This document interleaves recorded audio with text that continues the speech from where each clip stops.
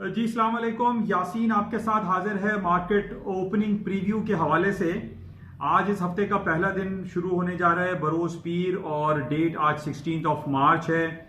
और सबसे पहले मैं आप तमाम उन लोगों का शुक्रिया अदा करूंगा जो अक्सर मुझे गाहे बगाहे कॉल करते हैं और वो मुझसे डिफरेंट टॉपिक्स पे अपनी बातों को शेयर करते हैं। मार्केट के हवाले से जो खबरें चल रही हैं उनको शेयर करते हैं और मार्केट प्रीव्यू के हवाले से या मार्केट की ओपनिंग के हवाले से या मार्केट से अप्स एंड डाउन्स होने के हवाले से वो मुझसे आगाही जो है वो शेयर कर रहे होते हैं। तो मैं उन तमाम लोगों का शुक्रगुजार हूं।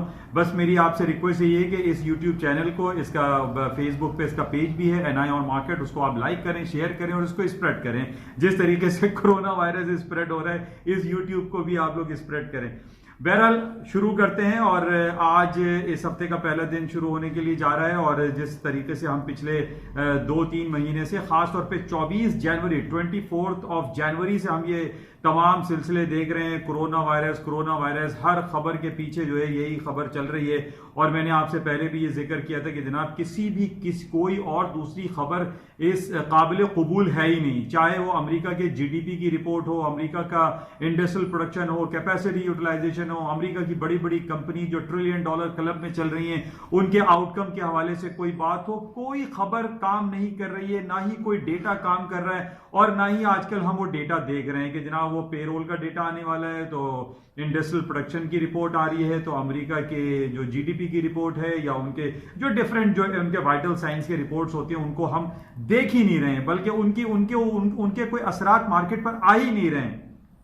हालांकि पिछले दिनों हमारे पास खबर थी कि जनाब वो होम सेल्स के और एग्जिस्टिंग होम सेल्स की रिपोर्ट्स अच्छी आई तो जनाब स्टॉक ऊपर जाएंगे या नीचे जाएंगे। वो बहरहाल कुछ भी नहीं हो रहा। हर खबर में यही चल रहा है कि जनाब कोरोना वायरस जो पैंडेमिक बन चुका है, पूरी दुनिया इसके आताप का शिकार हो चुकी है, उसके बेसिस पे मार्केट में क्या होगा।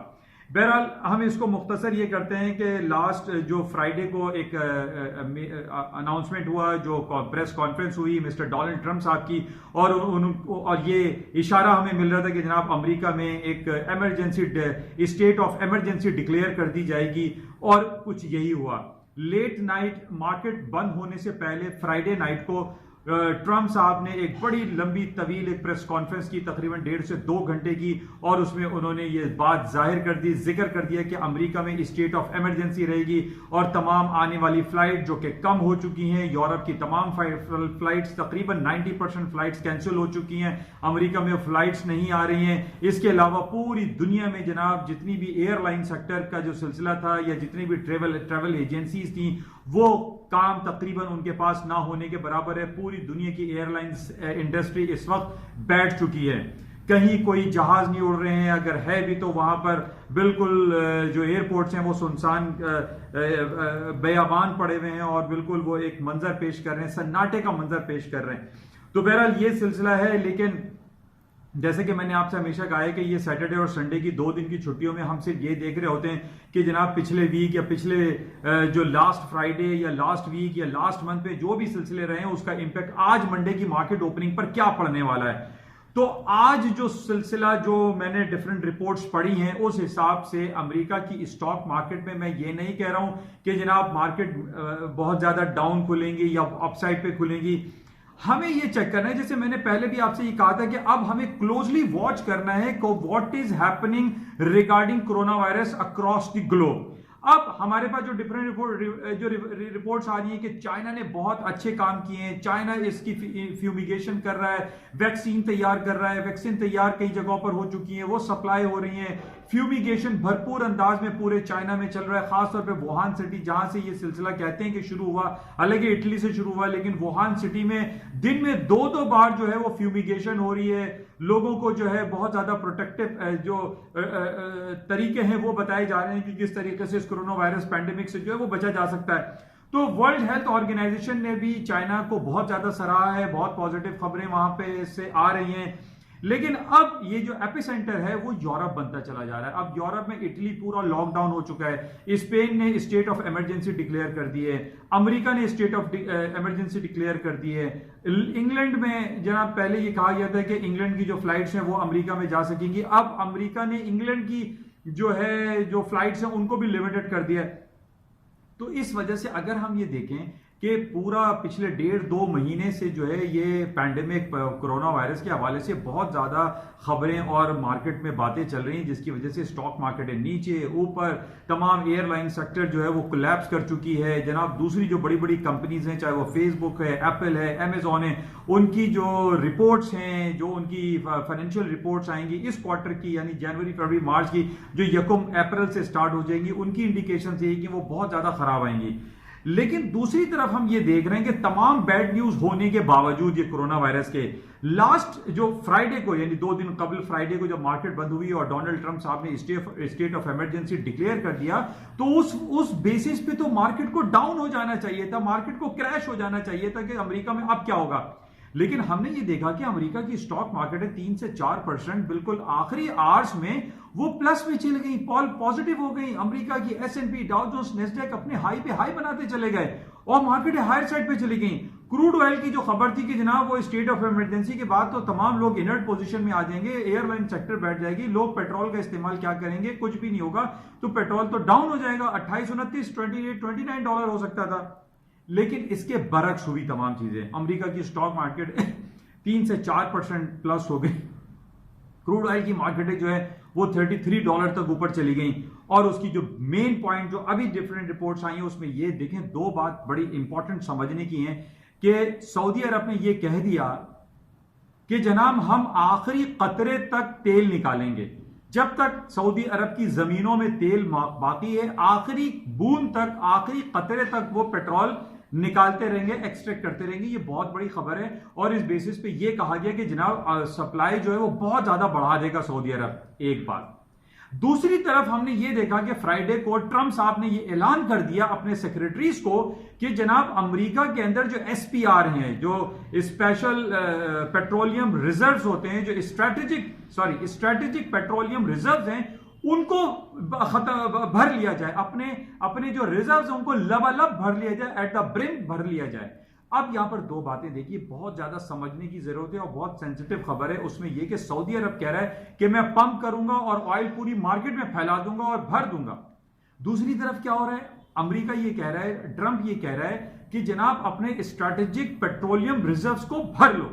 अब ये पॉइंट समझने की जरूरत है कि अमेरिका के पास इस वक्त जो स्ट्रेटेजिक पेट्रोलियम रिजर्व भरने की जो कैपेसिटी है, जो कैपेबिलिटी है, वो 713.5 मिलियन बैरल्स की स्ट्रेटेजिक रिजर्व्स हैं। अभी उनके पास 63.5 का शॉर्टफॉल है। शॉर्टफॉल का मतलब है कि अमेरिका अभी तेल मजीद मार्केट से खरीदेगा। अब एक तरफ तो सऊदी अरब कह रहा है कि मैं पंप करूंगा और पूरी मार्केट में भर दूंगा पेट्रोल, और दूसरी तरफ अमेरिका ने परचेस करने की कहानी दे दी है कि ट्रंप साहब ने यह कहा है कि स्ट्रेटेजिक रिजर्व्स को भर लो, खरीद लो, पेट्रोल अपने कुओं को, अपने जो रिजर्व्स हैं उनको भर लो।